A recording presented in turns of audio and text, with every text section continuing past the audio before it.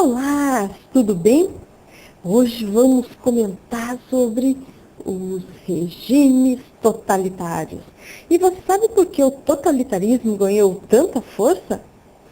Tudo começou com a crise econômica vivenciada na Europa após a Primeira Guerra Mundial, que aconteceu entre 1914 e 1918. Esse fato criou um ambiente propício para o desenvolvimento de tensões sociais.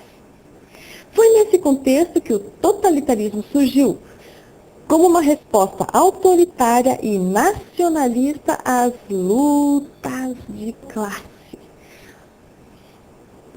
e aos problemas enfrentados na época. Temos como exemplo de regimes totalitários o salazarismo em Portugal, o franquismo na Espanha, o fascismo na Itália e o nazismo na Alemanha. Destes, vamos mencionar apenas dois: o fascismo e o nazismo.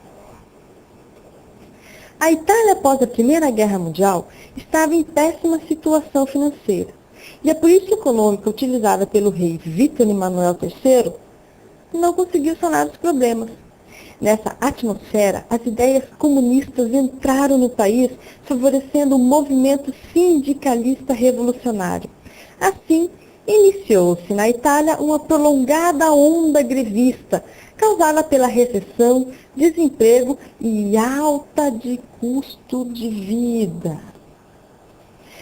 A questão social tornou-se mais séria, com a proibição estadunidense de receber novos imigrantes, o que impediu um escoamento do excedente da população italiana de baixa renda. Benito Mussolini surge nesse contexto com ações terroristas contra os líderes sindicais e socialistas. Em 1921, fundou o Partido Nacional Fascista e contou com o apoio de industriais e latifundiários italianos que também estavam interessados em exterminar o movimento sindical. O movimento operário começou a desmoronar com disputas entre facções reformistas e revolucionárias. Aproveitando-se dessa fragilidade, Mussolini preparou a marcha sobre Roma para tomar o poder por força militar em 1922. Assim, a Itália passou a ter uma monarquia parlamentarista, onde o rei Vítor Emanuel III era apenas uma figura representativa e Benito Mussolini era o Duce, que controlava o governo em nome da classe dominante italiana.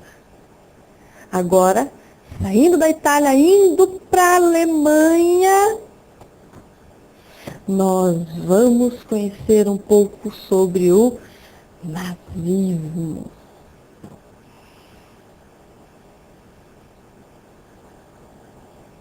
Após derrubarem a monarquia do Segundo Reich e instituírem a República de Weimar em 1918, os social-democratas aceitaram as duras condições do Tratado de Versalhes, que arrasou a economia alemã, reduziu seu território, impôs seu desarmamento e o pagamento de pesadas indenizações aos vencedores.